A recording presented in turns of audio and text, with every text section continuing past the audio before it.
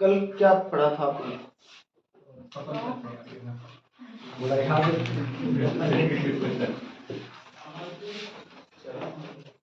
कल हमने ये पढ़ लिया था कि अगर किसी भी सिस्टम पर, किसी भी बॉडी पर नेट फोर्स अगर क्या है 0, तो उसके किसी भी पॉइंट के अबाउट अगर आप क्या फाइंड आउट करोगे, टॉर्क फाइंड आउट करोगे, तो वो कैसा मिलेगा आपको?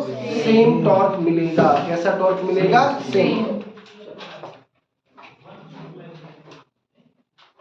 Now let us discuss another important topic, that is equilibrium.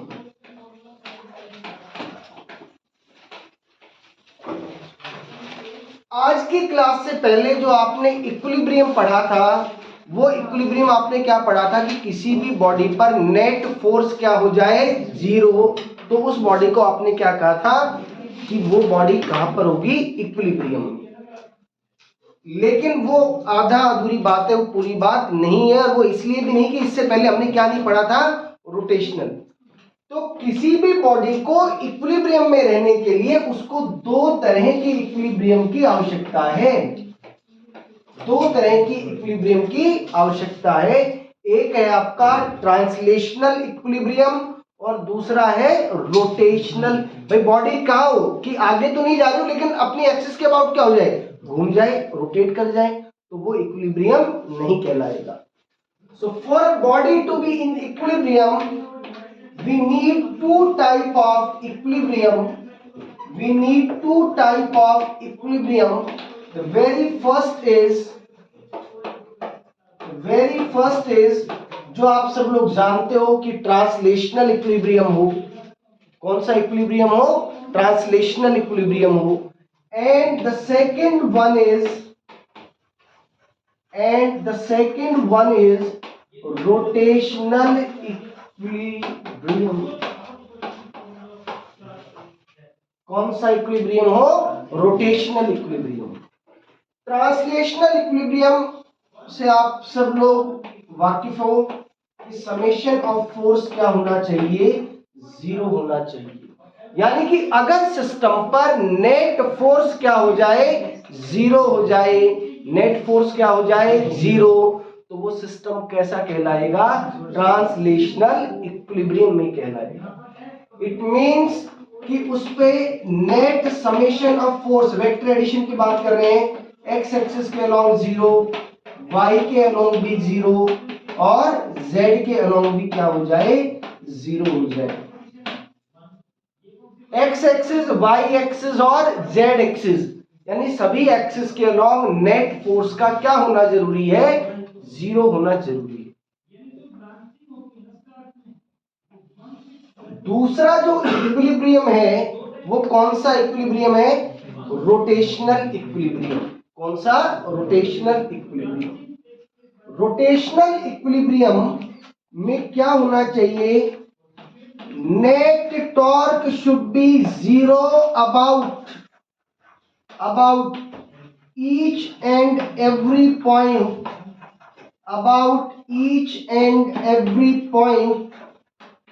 of the body.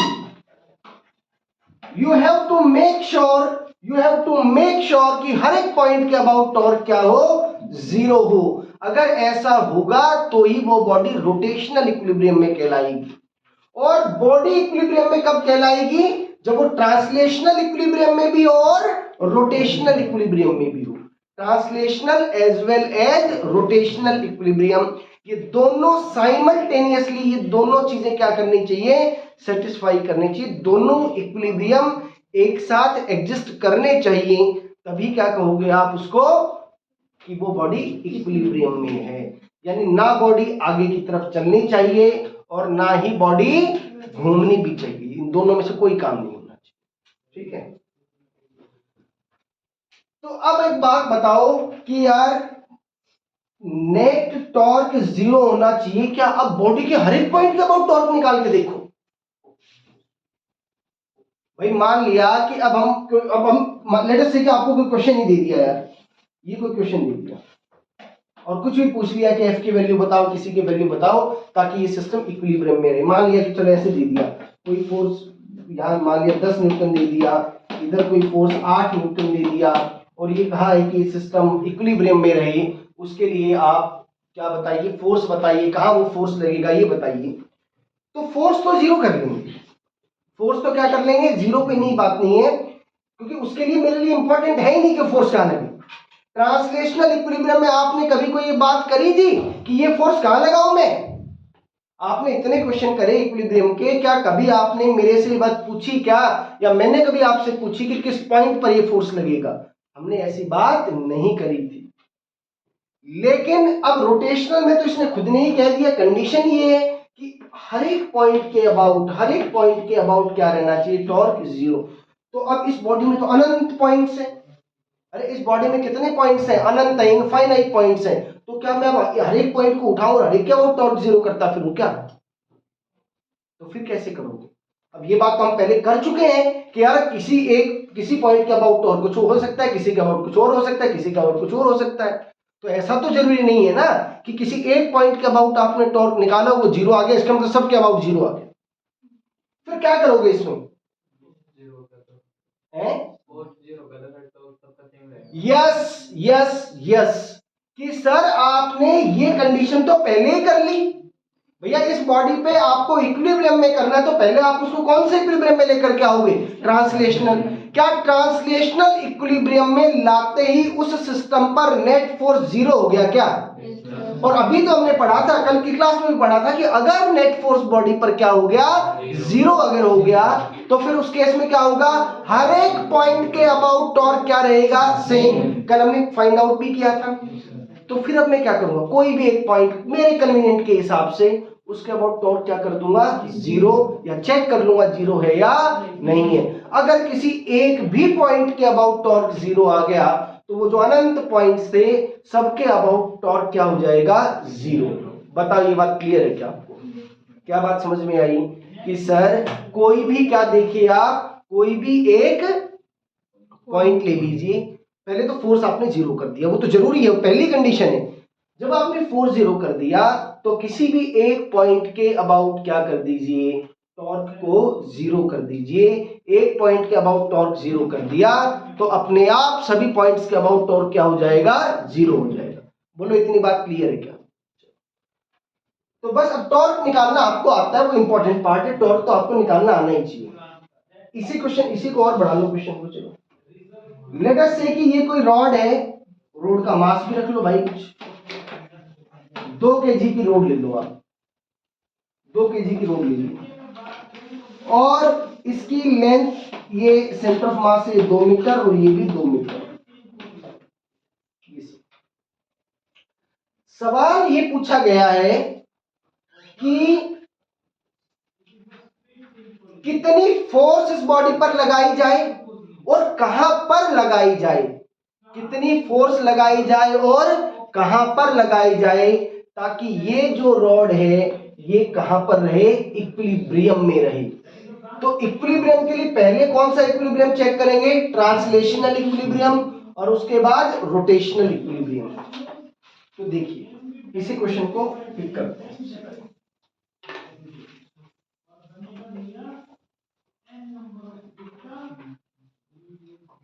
तो इस बॉडी पे 10 न्यूटन तो ये लग रहा, इसका एफबीडी बना लेता हूं, इसका एफबीडी।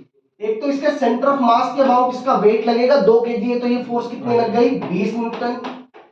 ये 8 न्यूटन कहां लग रहा है, डाउनवर्ड डायरेक्शन में, और एक ये 10 न्यूटन कहां लग रहा है, अपवर्ड डायरेक्शन। ये दूरी 2 मीटर और ये दूरी भी 2 मीटर। क्लियर है ये? अब पहले मैं ट्रांसलेशनल इक्विलिब्रियम देखता हूं। डाउनवर्ड डायरेक्शन में कितनी फोर्स लग रही है, अरे 20 जमा 8 28, ऊपर कितनी लग रही है 10। तो ट्रांसलेशनल इक्विलिब्रियम के लिए चलो मैं कहता हूं कि मान लो कि इस पे आप यहां से कितनी दूरी पर, x दूरी पर, ये बात क्लियर है सबको कि ऊपर की तरफ ही एक फोर्स लगानी होगी, अरे ऊपर की तरफ ही लगानी होगी। F जमा 10, ये किसके बराबर होगा, 20 जमा 8। तो आई थिंक इस फोर्स की वैल्यू कितनी आ गई, 18 न्यूटन। 18 न्यूटन फोर्स लगेगी, इससे सिर्फ क्या बैलेंस हुआ, सिर्फ क्या बैलेंस हुआ है, रोटेशन, सॉरी ट्रांसलेशनल इक्विलिब्रियम। अब क्या और बैलेंस करना बाकी रह गया, रोटेशनल इक्विलिब्रियम। अब जरा रोटेशनल इक्विलिब्रियम और देखो, रोटेशनल इक्विलिब्रियम।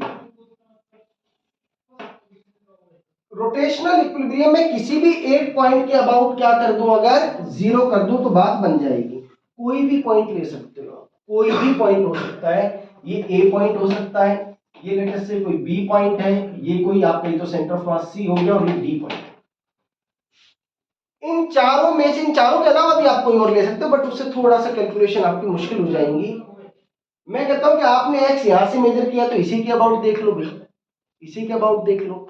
टॉर्क की डायरेक्शन भी फिर से इंपॉर्टेंट है। क्या इंपॉर्टेंट है, टॉर्क की डायरेक्शन। इस पॉइंट के अबाउट मैं बेसिकली क्या कर रहा हूं, I am balancing the torque about A. Torque about A क्या होना चाहिए, जीरो। अब टॉर्क क्योंकि वेक्टर क्वांटिटी है तो हमें डायरेक्शन भी देखनी होगी। ए पॉइंट के अबाउट ये जो 10 न्यूटन फोर्स है, इसके कारण टॉर्क कितना है, बोलो जीरो। क्यों जीरो है, क्योंकि वो उसी लाइन से क्या कर रही है, पास कर रही है। ओके, अगली फोर्स आया इसका नंबर 20 वाले का। तो ये जो टॉर्क इस 20 न्यूटन फोर्स के कारण आया, आप मुझे इसकी डायरेक्शन बता दें भैया। राइट हैंड से आर वेक्टर देखें सब लोग, और उसके बाद डायरेक्शन बताओ। क्लॉकवाइज, कैसे क्लॉकवाइज सर, टेल यहां रहेगी, हैंड इधर रहेगा। आर क्रॉस एफ, कैसी सेंस आ रही है, क्लॉकवाइज। कैसी सेंस आई, क्लॉकवाइज, यानी कि सर इसके कारण तो क्लॉकवाइज सेंस आई है, यहां लिख लेते हैं। इसके कारण और बताओ, ये भी क्लॉकवाइज। ध्यान से देखो, एंटी क्लॉकवाइज है। डायरेक्शन देखने में गड़बड़ करोगे तो फिर गलत हो जाएगा सवाल। आर वेक्टर यही है भैया, आर वेक्टर ये है, आर और एफ कहाँ है, ऊपर की तरफ। कौन सी सेंस आ रही है, एंटी क्लॉकवाइज, इसके कारण आई एंटी क्लॉकवाइज। इसके कारण और बताओ, क्लॉकवाइज, यानी कि दोनों क्लॉकवाइज की जो डायरेक्शन आई है उनको तो जोड़ दो, और एंटी क्लॉकवाइज के क्या कर दो, बराबर कर दो। क्लॉकवाइज 20 वाले के कारण, इसके कारण भैया बताना जरा मुझे, टॉर्क कितना आएगा, 20 इंटू 2, 20 इंटू 2। इसके कारण ये फोर्स आपने फाइंड आउट कर ली थी कितनी, 18। ये तो कैसी डायरेक्शन है, एंटी क्लॉकवाइज, पहले क्लॉकवाइज वालों को जोड़ लो। 8 into 4, it should be equal to, किसके बराबर होना चाहिए, फोर्स कितनी है 18, और ये डिस्टेंस कितना है x। ये 40 plus 32 is equal to 18x। 72 divided by 18 कितना आ गया, अरे कितना आ गया, 4 मीटर ही आ गई। यानी कि ये एग्जैक्टली इस 8 न्यूटन से ऑपोजिट डायरेक्शन में लगना चाहिए। समझ में आया ये सवाल, क्या क्या क्या प्रोसीजर है करने का, पहले क्या करो, फोर्सेस बैलेंस करो। उसके लिए आपको लोकेशन देखने की जरूरत नहीं है, लेकिन उसके बाद आपको डायरेक्शन देखनी पड़ेगी टॉर्क बैलेंस करने की। करें और क्वेश्चन इसमें, देखिए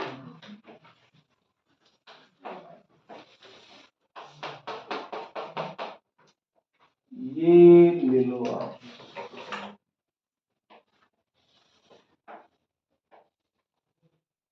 ये एक आपकी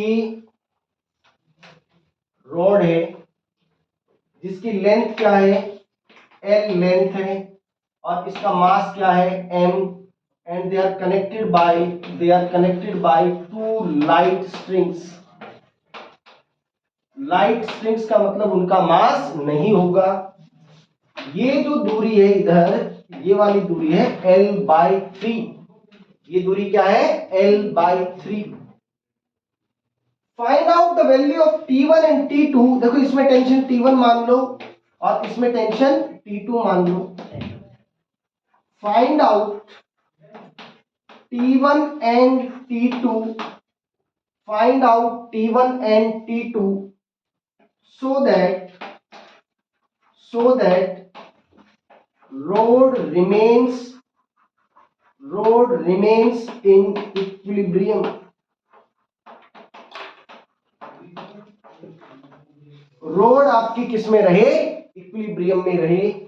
इसके लिए आपको T1 और T2 की वैल्यू बतानी है। T1 T2 का रेशियो भी पूछा जा सकता है, T1 T2 का रेशियो भी पूछा जा सकता है क्वेश्चन। एफबीडी बनाओ सबसे पहले। क्या बनाया जाए, एफबीडी। तो एफबीडी में देखो T1 और T2 तो लग ही रहे हैं। दो फोर्सेस कौन कौन से लग रही है, T1 और T2। क्वेश्चन नोट कर लिया होगा यहां से, है ना? कोई बात नहीं, बस यही तो लिखना है, T1 T2 की वैल्यू बताओ ताकि सिस्टम इक्विलिब्रियम में रहे। इसके सेंटर ऑफ मास पर इसका वेट एक्ट करेगा mg। क्या करेगा, वेट एक्ट करेगा mg। यहाँ पे टेंशन T1 है, यहाँ T2 है, इसके अलावा और कोई फोर्स नहीं लग रही। अच्छा ये mg तो यहाँ से कितनी दूरी पर है भैया, L/2। ये वाली दूरी कितनी है, यहां तक L/2 है, ये L/3 है, तो आई गेस L/6 आ गई। अरे कितनी आ गई, L/2 माइनस L/3, L/6 आता ही। अरे ये L/6 आया, जानते हो क्या, कैसे आया, कैसे आया? हाँ ये L/2 हो गया, फिर ये L/3 हो गया, ये L/3 हो गया। सम कर दो, हाँ माइनस कर दो। चलो ठीक बात है, ऐसे भी कर सकते हो। बाकी ऐसे कर सकते थे, ये टोटल लेंथ L/2 है, इसमें से ये वाली घटा दो, L/2 माइनस L/3, तो L/6 आ जाएगा। ओके, तो सबसे पहले ट्रांसलेशनल इक्विलिब्रियम, क्या इक्वेशन बनेगी, T1 plus T2 is equal to mg। ये पहली equation, T1 plus T2 is equal to mg। किसके अबाउट टॉर्क बैलेंस करना चाहते हो, सेंटर के अबाउट कर लूं? अरे किसके अबाउट कर लेते हैं, सेंटर ऑफ मास के अबाउट कर लो। आप किसी के अबाउट कर सकते हैं, इसके अबाउट या इसके अबाउट या फिर इसके अबाउट, किसी के अबाउट कर लो। लेना इनमें से कोई एक पॉइंट, ताकि उसके कारण से टॉर्क क्या हो जाए, जीरो। इसके अबाउट mg के कारण C पॉइंट के अबाउट टॉर्क की वैल्यू बताओ। mg के कारण से सेंटर ऑफ मास के अबाउट टॉर्क की वैल्यू, अरे क्या होगी, जीरो। बेटा ये गलत, ये अब तक इस पे अटकना नहीं चाहिए, तो बिल्कुल फटाफट आंसर देना चाहिए, है ना? क्या आएगा ये, इसके कारण टॉर्क जीरो। क्या अब दो ही फोर्स बच गई हैं क्या जो टॉर्क प्रोड्यूस करेंगी? अरे दो ही फोर्स, कौन कौन सी, T1 और T2। तो अब एक काम करो, क्या सीधा डायरेक्टली बिना डायरेक्शन देखे भी तो एक काम कर सकता हूं कि T1 का टॉर्क किसको बैलेंस कर दे, T2 के टॉर्क को। T1 का टॉर्क किसको बैलेंस कर दे, T2 के टॉर्क को। चाहो तो आप डायरेक्शन भी देख लो प्रैक्टिस के लिए। T1 के कारण टॉर्क की डायरेक्शन बताओ मुझे। T1 के कारण C के अबाउट डायरेक्शन ऑफ टॉर्क, हाँ ये R है, R से F, क्या डायरेक्शन आई, क्लॉकवाइज। T2 के कारण से एंड वो इसीलिए जब भी दो फोर्स है तो डायरेक्टली बैलेंस कर दो, वो हमेशा एक दूसरे को क्या कर रहे होंगे, कैंसिल आउट कर रहे होंगे। T1 के कारण C के अबाउट टॉर्क कितना होगा, फोर्स T1 परपेंडिकुलर दूरी L/6, it should be equal to T2 into ये दूरी कितनी है, L/2। So T1 is equal to 3T2, ये आपकी दूसरी इक्वेशन आ गई, T1 is equal to 3T2। अब आप क्या करो, इस T1 की वैल्यू को इक्वेशन नंबर 1 में सब्स्टिट्यूट कर दें। इस T1 की वैल्यू को इक्वेशन नंबर 1 में क्या कर दें, सब्स्टिट्यूट कर दें। जब आप सब्स्टिट्यूट करेंगे तो आप पाएंगे कि 3T2 प्लस T2 बराबर mg, और you can say T2 is equal to mg divided by 4। T1 किसके बराबर है, 3 टाइम्स T2 के, तो 3mg/4। रेशियो भी पूछ सकता था, तो रेशियो तो खैर यहीं से आ जाता, T1/T2 इज 3:1। बोलो क्या इस क्वेश्चन को करने में कोई दिक्कत? क्या इस तरह के सवाल में आप टॉर्क बैलेंस करके क्वेश्चन को सॉल्व कर पाएंगे क्या? कर लोगे आप?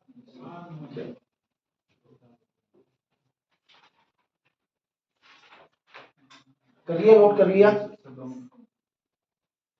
2 मिनट तो बहुत ज्यादा समय हो गया।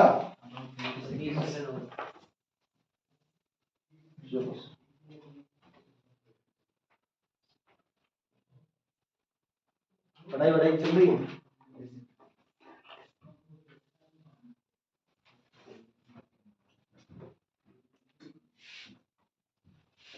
चलो देखो,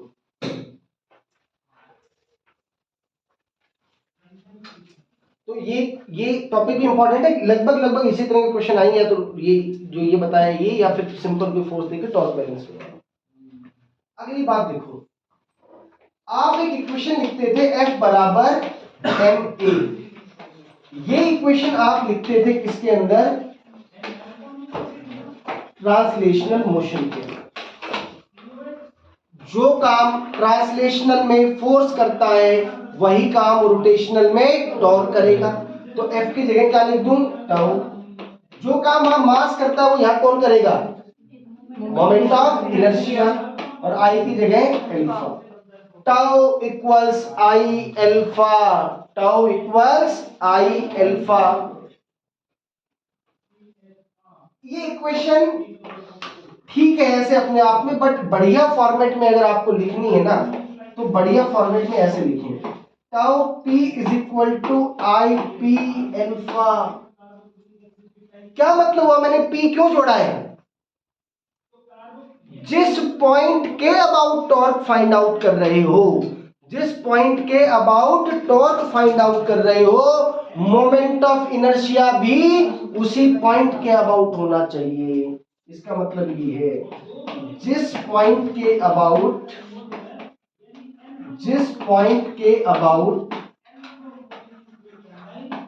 टॉर्क फाइंड आउट कर रहे हो,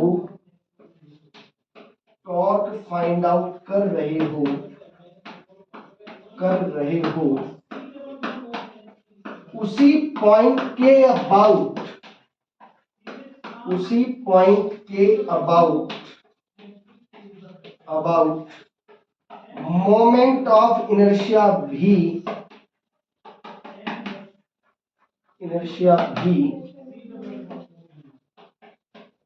होना चाहिए। ऐसा नहीं है कि आप लेटेस्ट से टॉर्क तो किसी ए पॉइंट के अबाउट निकाल रहे हो और मोमेंट ऑफ इनर्शिया अपने सेंटर ऑफ मास के अबाउट। जिस पॉइंट के अबाउट टॉर्क उसी पॉइंट के अबाउट मोमेंट ऑफ इनर्शिया। ये बात बिल्कुल ध्यान रहे। जनरली हमारी क्या आदत होती है कि हम सेंटर ऑफ मास वाला ही आदत होती है लिखने की, मोमेंट ऑफ इनर्शिया। लेकिन हम कौन से पॉइंट का मोमेंट ऑफ इनर्शिया लिखेंगे? कौन से पॉइंट के अबाउट? जिस पॉइंट के अबाउट टॉर्क निकाल रहे हो उसी के अबाउट होना चाहिए। क्लियर है? इसमें अब एक क्वेश्चन करते हैं, बहुत फेमस क्वेश्चन। आप प्रीवियस क्वेश्चन अगर आप देखेंगे, नीट वाले बच्चे या फिर जेईई मेंस में इस तरह का क्वेश्चन बहुत बार रिपीट होता है, बहुत बार। क्या सवाल है? पहले इसका जनरल रिजल्ट पढ़िए। ये एक रॉड है and it is hinged about this point. इस पॉइंट के अबाउट ये क्या है? हिंज्ड है। और ये हॉरिजॉन्टल पोजीशन में, अभी कैसी पोजीशन में है ये? हॉरिजॉन्टल पोजीशन में। अभी आपने इसको, यानी कि ऐसे सवाल है, देखो ये मान लिया ये रॉड है, अभी आपने इसको यहाँ हिंज का मतलब क्या रखा है? फिक्स किया हुआ है। वहां पे उस पॉइंट के अबाउट क्या कर सकता है? घूम सकता है। अब जैसे मैं इसको छोड़ दूंगा तो क्या होगा? ये वेट के कारण से, किसके कारण से? वेट के कारण से नीचे की तरफ जाएगा। और क्या इसमें टॉर्क भी प्रोड्यूस होगा? ये घूमेगा। आपको सवाल में ये बताना है, you have to find alpha just after release. जैसे ही आपने इसको इस हॉरिजॉन्टल पोजीशन से रिलीज कर दिया, उस टाइम पे आपको इसका क्या बताना है? Angular acceleration. क्या बताना है? Angular acceleration. एफबीडी बनाते हैं। पहले तो जरा इसका फोर्स डायग्राम बना लेते हैं। तो फोर्स डायग्राम में, अच्छा आपको इसकी लेंथ भी दे रखी है। लेंथ कितनी है? एल लेंथ है। और इस रोड का मास कितना है? एम। इसके सेंटर ऑफ मास पर ही क्या लगेगा? mg। ये सेंटर ऑफ मास यहां से कितनी दूरी पर, L/2 दूरी पर, और ये भी L/2 हो गया। मुझे आप एक बात ये बता दीजिए बस कि क्या यहां पर इस फोर्स के अलावा कोई और फोर्स लग रही है क्या, बताओ। Is there any other force acting on this system? इससे पहले एक और बढ़िया सवाल, क्या इस सिस्टम का लीनियर मोमेंटम कंजर्व है क्या? Is the linear momentum of this system is conserve? बताओ। Linear conservation of linear momentum क्या कहता है आपको, कि किसी भी सिस्टम पर अगर एक्सटर्नल फोर्स लग रही है तो क्या होगा, उसका सिस्टम, उसका मोमेंटम, लीनियर मोमेंटम कंजर्व रहेगा। पहली बात तो इसका MG mg is not an internal force. mg internal force नहीं है। mg कौन लगा रहा है फोर्स? mg फोर्स कौन लगा रहा है? अर्थ। अरे कौन लगा रहा है? अर्थ लगा रही है ना भैया वो force. So mg is not an internal force, ये बात दिमाग में रहे आपके। एक एक्सटर्नल फोर्स तो mg लग गई यार। mg कैसी फोर्स है? External force. अब अगला सवाल, तो लीनियर मोमेंटम इसका कंजर्व नहीं है। दूसरी बात भैया, ये यहाँ पे हिंज है, कांटेक्ट में है, यहां से हिंज फोर्सेस लगेंगी। कौन सी फोर्स लगेंगी? हिंज फोर्सेस लगेंगी। मैं उसके दो कंपोनेंट ले लेता हूं, मुझे नहीं पता कौन सी डायरेक्शन आएगी। लेटर से कुछ एक N1 आएगी और कुछ N2 आएगी, इन दोनों का रिजल्टेंट ही हिंज फोर्स होगा। इन दोनों का रिजल्टेंट ही हिंज फोर्स होगा। ये बात भी ध्यान रहे, hinge forces are also acting on this system. ठीक है। हाँ, ये इंटरनल फोर्स होगी इस सिस्टम के लिए। क्यों? क्योंकि कांटेक्ट फोर्स है, तो कैसे एग्जिस्ट करेंगे? पेयर में एग्जिस्ट करेंगे। नाउ द क्वेश्चन इज कि मैं किस पॉइंट के अबाउट टॉर्क की इक्वेशन लिखूं। अगर मैं सेंटर ऑफ मास के अबाउट लिखूंगा तो यार मुझे इसके कारण टॉर्क लिखना पड़ेगा, और ये फोर्स मुझे पता नहीं है। इसलिए हमेशा इक्वेशन किसके अबाउट लिखें? हिंज पॉइंट के अबाउट। क्योंकि हिंज पॉइंट के अबाउट N1 और N2 दोनों के कारण टॉर्क क्या आएगा? 0। आई कुछ बात समझ में? Let this point be P। तो आप नोट लिखें, पहले तो नोट लिखें। इस तरह के क्वेश्चंस में टॉर्क की इक्वेशन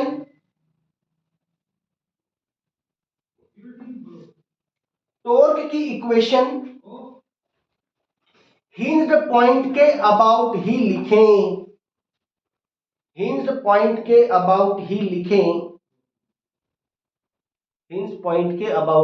लिखें। अदरवाइज मुझे क्या करना पड़ेगा? हिंज फोर्सेस निकालनी पड़ेंगी, विच is again a difficult task. एक मुश्किल काम है, आसान काम नहीं है। ये P पॉइंट हो गया, तो मैं कहता हूं कि भैया P पॉइंट के अबाउट आप क्या लिख लें? टॉर्क लिख लें। टाउ बराबर आई अल्फा, और tau P is equal to I P alpha. इसके अबाउट N1 और N2 के कारण टॉर्क क्या आया? 0, क्योंकि वो इसी से क्या कर रही है? पास कर रही है। तो अब कौन सी फोर्स है जो टॉर्क प्रोड्यूस करेगी? mg परपेंडिकुलर दूरी L/2 बराबर P पॉइंट के अबाउट किसका इनर्शिया? इस रोड का क्या आएगा? ml²/3 into alpha. एक ये m से m कैंसिल आउट, एक l से l कैंसिल आउट, अल्फा की वैल्यू आ गई 3g/2l। ये रिजल्ट याद करने लायक है। आप प्रीवियस क्वेश्चंस में क्वेश्चन देखें, आपको बहुत सवाल ऐसे भर भर के सवाल मिलेंगे आपको कि आपने रोड को हॉरिजॉन्टल पोजीशन से रिलीज कर दिया, जस्ट रिलीज करते ही उसकी क्या बतानी है? आपने एंगुलर एक्सेलरेशन बतानी है। वो कितनी आएगी? 3g/2l आएगी। ठीक है।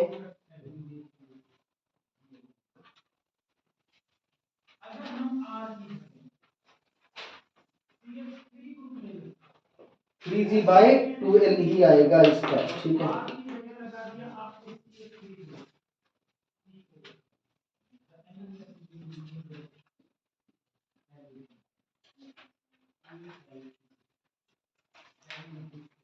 एक और क्वेश्चन देखो इसी तरह का, you are having a metre rod, एक मीटर रोड है आपके पास, ऑफ मास कैपिटल एम। इसको ऐसे हमने क्या किया हुआ है,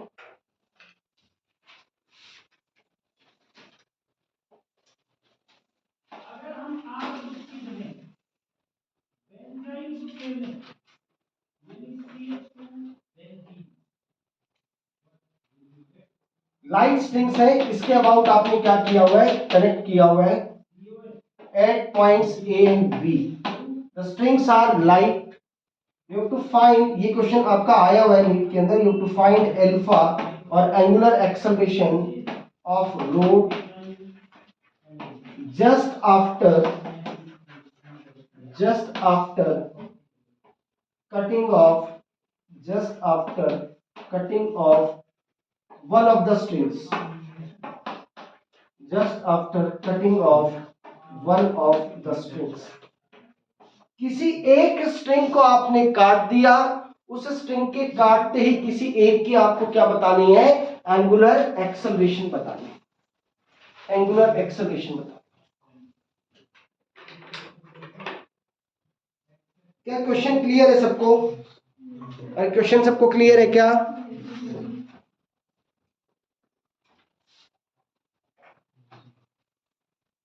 मुझे तो लगता है वही सवाल है जो पिछले वाला था।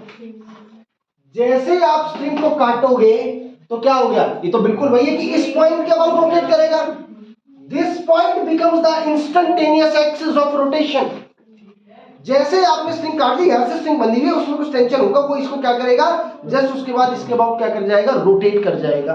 बिल्कुल वही सवाल बन गया। अल्फा की वैल्यू क्या आ जाएगी बताओ, 3g/2l, g की वैल्यू 10।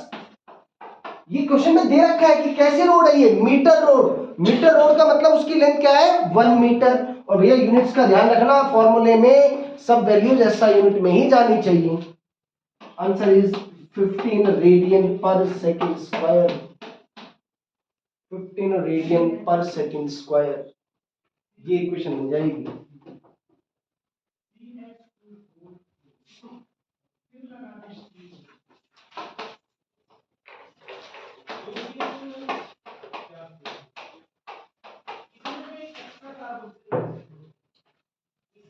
ये क्वेश्चन आपका आया हुआ है, नीट में आया हुआ सवाल है, नोट कर लिया ये क्वेश्चन।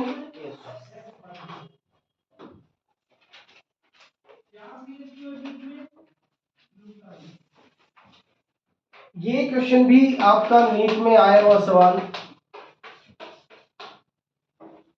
इस क्वेश्चन में कह रखा है कि the instantaneous angular position of a particle is given by theta बराबर दिस। ये आपको क्या बता रखा है, instantaneous angular position of a particle. You have to find out time instant, you have to find out time instant when torque is 0। वो time instant बताइए जब इस पर क्या हो जाए, टॉर्क 0 हो जाए। तो अब आप एक बात बताओ मुझे कि यार थीटा की मदद से टॉर्क कैसे फाइंड आउट करोगे? हाँ, क्योंकि सर टाउ बराबर तो आप क्या लिखते हो, आई अल्फा। तो टॉर्क 0 होने का मतलब क्या हुआ कि अल्फा 0 कर दो। अरे अल्फा 0 हो जाएगा तो टॉर्क अपने आप 0 हो जाएगा। और मैं ये बात जानता हूं कि ओमेगा इज इक्वल टू क्या होता है, d theta by d t, and alpha is equal to what, d omega by d t. इस एक्सप्रेशन को 2 बार क्या कर दिया जाए, डिफरेंशिएट कर दिया जाए, और फिर उसको क्या कर दो, 0 के बराबर रख दो। तो देखो जरा पहले आप ओमेगा की वैल्यू लिखो, तो D theta by D T कितना आ गया, 6t² माइनस 12t। अब आप अल्फा को क्या लिखेंगे, D omega by D T. अरे आपको डिफरेंशिएशन आती है ना? अरे आती है। Yes sir. इसका डिफरेंशिएशन पावर आगे 12 t माइनस 12, इसको क्या पुट करना है 0। तो जो आप सॉल्व करेंगे यू विल गेट t बराबर 1 सेकेंड। क्या कोई मुश्किल सवाल है? क्या कोई रोटेशन का सवाल मुश्किल लगा अब तक? क्लियर है इतना? यहां तक एक बार देखो, कोई डाउट आई तो? यहां तक किसी को कोई डाउट है तो बताओ, फिर आगे शुरू करते हैं।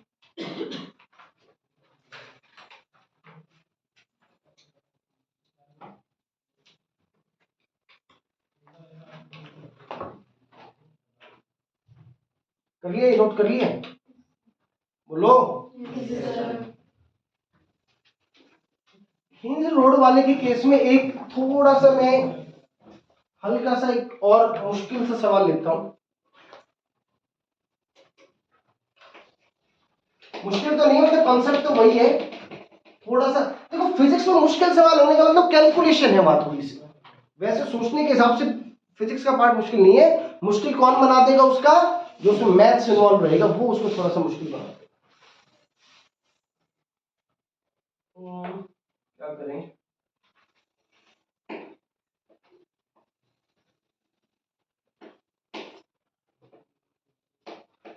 इस बार रॉड को इस पॉइंट के अबाउट हिंज कर दिया, और ये इस बार हॉरिजॉन्टल पोजीशन में नहीं बल्कि हॉरिजॉन्टल के साथ 37 डिग्री का एंगल बना है। इसकी ये जो लेंथ है, ये लेंथ है l/4 और टोटल लेंथ थी इसकी l और मास था m। You have to find alpha just after released. ये सवाल। इस बार रोड हॉरिजॉन्टल पोजीशन में भी नहीं है, वो अपने एंड के अबाउट भी क्या नहीं है, वो अपने एंड के अबाउट भी हिंज्ड नहीं है। फिर कैसे करें इसको? अल्फा बताना है, बताओ कैसे करें? नोट कर लिया ये? सेंटर ऑफ मास से क्या करें? हाँ हाँ वो तो ठीक है। फिर मोमेंट ऑफ इनर्शिया निकल जाएगा। ओके चलो मैं कुछ करना शुरू करता हूँ, फिर आप बताना।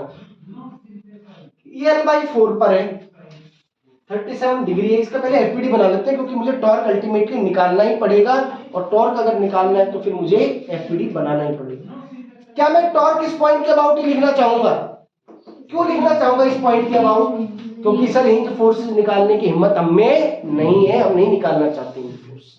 ठीक है, तो इसका इस रोड का सेंटर ऑफ मास यहां कहीं लाई करेगा, कितनी दूरी पर?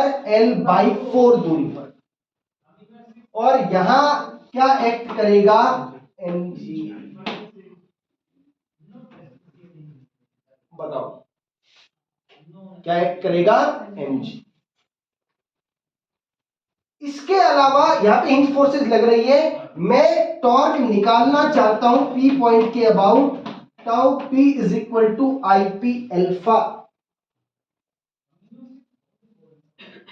अलग अलग निकालते हैं, पहले टॉर्क निकालते हैं P पॉइंट के अबाउट और फिर IP निकालते हैं, यानी moment of inertia P point के अबाउट। वो तो हमने क्या हो गया भाई करें? अरे ठीक है सब। P पॉइंट के अबाउट, देखो मुझे ऐसा लगा तेरे बस प्राण निकल ही गए हैं, मतलब आंखों में आ गए थे। P पॉइंट के अबाउट टॉर्क फाइंड आउट करना है। Which is the force which is responsible for the torque about point P? बताओ बेटा। अरे बोल दो जरा। अरे mg के अलावा कोई और फोर्स लग रही है क्या? तो क्या P पॉइंट के अबाउट टॉर्क में mg इंटू l/4 लिख दूं क्या? अरे बोलो। नहीं सर, कैसे लिख दोगे? ये परपेंडिकुलर दूरी है ही नहीं। अरे भैया अरे यार एक बात बताओ यार, ये लाइन जा रही है, क्या ये लाइन इस पर परपेंडिकुलर है क्या? पेन देना। ये रोड ऐसे है और ये mg ऐसे, यार इन दोनों के बीच में एंगल 90 है क्या? ये तो आप तो 90 मान के लिख रहे हो mg इंटू एल बाई 4। तो ऐसा नहीं होगा, मुझे क्या करना होगा, मुझे कंपोनेंट करने होंगे। किसके कंपोनेंट करने होंगे? mg के कंपोनेंट करो सर। mg के कंपोनेंट एक तो रोड के अलोंग कर दो, एक तो रोड के अलोंग और दूसरा उसके परपेंडिकुलर। इसको रिजॉल्व करना पड़ेगा, एक ये और दूसरा इसके परपेंडिकुलर आएगा। अब आप मुझे बताओ कि यहाँ पे एंगल का क्या खेल रहेगा, कौन सा एंगल 37 आएगा और कौन सा दूसरा आएगा। एंगल देखो जरा, कौन सा एंगल 37 डिग्री आना चाहिए। आप यहाँ पे यार ऐसे देख लो, ये वाला जो एंगल आएगा, ये एंगल क्या आएगा 37। अरे ये एंगल कितना आएगा 37 डिग्री आ जाएगा। तो इसका ये कंपोनेंट कितना आया mg cos 37 और ये वाला कंपोनेंट mg sin 37। बताओ क्लियर है क्या? क्या पहले आपको ये बात समझ में आई कि सर ये इक्वेशन गलत लिख दी आपने? क्यों? क्योंकि l/4 is not the perpendicular distance. ठीक बात है। तो अब आप एक बात देखो कि इस mg sin 37 डिग्री के कारण तो कोई टॉर्क नहीं आएगा कि नहीं आएगा? अरे इस mg sin 37 के कारण से टॉर्क नहीं आएगा। ये बात कब समझ में आएगी? ये इसी एक्सिस से क्या हो रहा है, पास हो रहा है। तो अब टॉर्क अबाउट पी लिखता हूं, कौन सी फोर्स के कारण आएगा? mg cos 37 और इस बार परपेंडिकुलर दूरी कितनी है? No doubt l/4। cos 37 degree कितना हो गया आपका? अरे cos 37 4/5 l/4 mg l/5। ये P पॉइंट के अबाउट आपका क्या आ गया?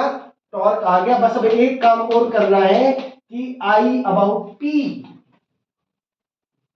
इस P पॉइंट के अबाउट मोमेंट ऑफ इनर्शिया कैसे निकालनी? इस पॉइंट के अबाउट निकालनी है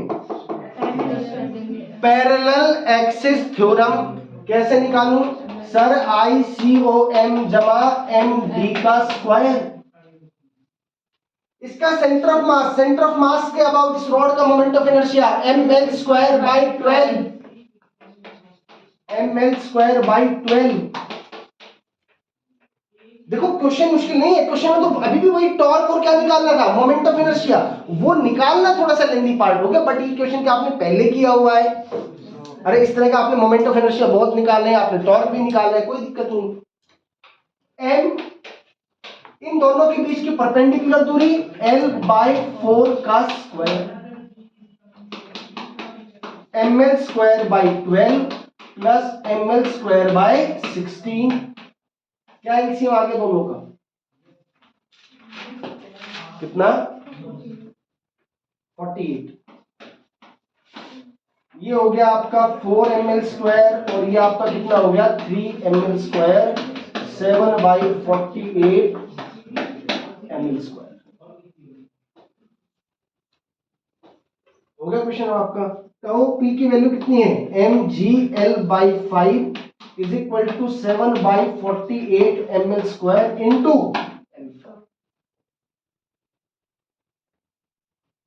ml alpha is equal to I think 48g upon 35l.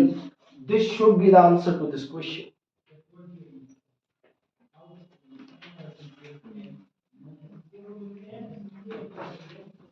देखो जरूरी नहीं है कि पूरा पार्ट आपसे एग्जाम में पूछ भी ले, क्या दिक्कत है इसमें? भाई सारे क्वेश्चन थोड़ा ना लेंदी आएंगे, कुछ क्वेश्चन ऐसे भी तो आएंगे ना जो आप देखते क्या कर दोगे, टिक कर दोगे। इसका अल्फा आ गया आपका कितना 48g अपॉन 35l, ये आ गया। ये तो इंडिविजुअल अलग अलग क्वेश्चन भी बन सकते थे कि टॉर्क अबाउट पी पूछ लिया और ये पी के अबाउट आपसे क्या पूछ लिया, moment of inertia. These can be the two different questions also. हमने दोनों क्वेश्चंस इसी एक में क्या कर दिया, कंबाइन कर दिया। क्या कर दिया? कंबाइन कर दिया। करो जल्दी से, नोट करो।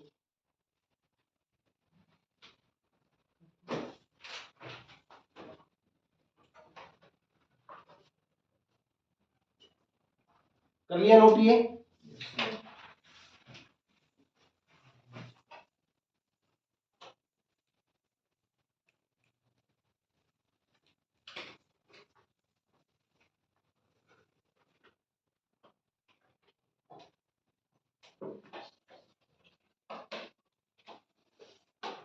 ये एक कोई ब्लॉक रखा है, क्या रखा है ये ब्लॉक, जिसकी ये विड्थ a है और ये b। ये ध्यान रहे ये कोई ब्लॉक है, रेक्टेंगुलर ब्लॉक रखा है ना, रेक्टेंगुलर ब्लॉक रखा है। अब आप यहां पर कोई फोर्स लगा रहे हो F। अच्छा, इसका कुछ मास क्या है, m मास दे रखा है। You have to find out minimum value of force F so that block topples about any one edge of block। Toppling का मतलब समझते हो क्या? अरे टॉपलिंग का मतलब समझते हो कि मान लिया कि यार कोई ब्लॉक रखा हुआ है, आपने उसको धक्का मारा तो वो एक एंड के अबाउट क्या हो जाएगा, एक एंड के अबाउट मतलब टॉपल कर जाएगा, वो क्या हो जाएगा, पलट जाएगा। क्या होगा, पलट जाएगा। इसी को आप क्या कहते हो, टॉपलिंग। क्या बोलेंगे, टॉपलिंग। तो यानी कि अब देखो होगा क्या, मान लो कि हम किसी ब्लॉक को धक्का दे रहे हैं ऊपर वाले एंड से, तो जब आप फोर्स लगाओगे तो एक टाइम ऐसा होगा ना, जस्ट वो टॉपल करने वाला होगा। जब वो जस्ट क्या करने वाला होगा, टॉपल करने वाला होगा। इस पॉइंट के अबाउट अगर मैं बात करूं तो इसके अबाउट क्या कर जाएगा, वो रोटेट कर जाएगा। इस पॉइंट के अबाउट क्या कर जाएगा, रोटेट। यानी कि eight the time of toppling, eight the time of toppling, eight the time of toppling, normal जो है आपका, नॉर्मल वो यहां की बजाय कहां शिफ्ट हो जाएगा, क्योंकि this is the only point of contact. इस टाइम पे सिर्फ यही एक पॉइंट है जो क्या रहेगा, ग्राउंड के कांटेक्ट में रहेगा। So at the time of toppling normal shifts at the edge के पास शिफ्ट हो जाएगा नॉर्मल। यहां नॉर्मल शिफ्ट हो गया, ये नॉर्मल शिफ्ट, और यहां क्या लग रहा है, mg। ये एक्चुअली में ऐसा नहीं हो रहा होगा, समझ आ रहा है कि ये बॉडी ऐसे थी, अभी ब्लॉक को धक्का दे इस कंडीशन में पहुंच गया, अब जस्ट पलटने वाला है। एक तो mg लग रहा है और इस पॉइंट पे ये नॉर्मल और ये f फोर्स, ठीक है। इस पॉइंट के अबाउट पलटेगा, let this point be o। कब पलट जाएगा ये, फोर्स ने जो टॉर्क प्रोड्यूस किया वो किससे बड़ा हो जाए या बराबर हो जाए, जो भाई यहाँ पे देखो नॉर्मल के कारण से टॉर्क कितना आएगा, ओ पॉइंट के अबाउट, बोल दो भैया 0, क्योंकि वो इसी पॉइंट से क्या कर रहा है, पास कर रहा है। तो torque about O due to N, due to this normal reaction is 0। Normal के कारण से क्या आ गया, 0 टॉर्क आ गया। अब दो ही फोर्सेस बचती हैं, एक mg और दूसरी नॉर्मल। इन दो क्या, सॉरी एक f और एक mg, इनका टॉर्क क्या, अच्छा अब टॉपलिंग को क्या होना चाहिए, टॉर्क अबाउट, अगर आप टॉपलिंग चाहते हो, torque about o of f it should be greater than equal to torque about o of mg। खत्म बात, क्लियर है। इस फोर्स का इसके about torque, force into perpendicular दूरी, F इंटू परपेंडिकुलर दूरी कितनी है, ये B, it should be greater than equal to mg into ये है ना इसके परपेंडिकुलर दूरी, तो यार a/2, mg into a/2, F should be greater than equal to mg a/2b। तो F की मिनिमम वैल्यू क्या आ गई फॉर टॉपलिंग, mg/2 a/b। ये भी बढ़िया क्वेश्चन है। आइडिया क्या रहा, जरा दोबारा से सुन लें कि eight the time of toppling, eight the time of toppling normal कहां शिफ्ट हो जाएगा, जिस पॉइंट के अबाउट बॉडी क्या करने वाली है, टॉपल करने वाली है, पलटने वाली है। क्लियर है। बट उस नॉर्मल के कारण से तो टॉर्क अबाउट हो क्या आएगा, 0। अब दो ही फोर्सेस बच गई है, एक इसका mg और दूसरी फोर्स जो आप लगा रहे हो। जरा मुझे इस f की डायरेक्शन बता सकते हो, टॉर्क की क्या डायरेक्शन होगी, इस एफ के कारण टॉर्क की डायरेक्शन एंटी, अरे भैया क्लॉकवाइज। तो आप देखो ब्लॉक कैसे धक्का लगा तो इधर ही पलटने की कोशिश करेगा, जबकि mg के कारण क्या डायरेक्शन है, एंटी क्लॉकवाइज। अगर आप उसको प्रॉपर करने से पहले छोड़ दोगे तो क्या हो जाएगा, वो एंटी क्लॉकवाइज डायरेक्शन में वापस आ जाएगा। इसीलिए मैंने क्या कहा कि ये वाला टॉर्क जो है वो mg वाले टॉर्क से क्या होना चाहिए, ज्यादा। This is the value of minimum torque and this is the end of torque. जो टॉर्क पे जो बेस क्वेश्चन थे वो आपके खत्म हुए, ये टॉपिक खत्म हुआ। नेक्स्ट क्लास में we will discuss angular momentum which is again very important topic. लगभग एंगुलर मोमेंटम से सवाल मिल ही जाएगा एग्जाम में आपको, ठीक है। इतना कर लें, इस पे जो भी बेस क्वेश्चन है आप क्वेश्चंस को करें, तभी अगली क्लास समझ में भी आएगी, ठीक है। Thank you.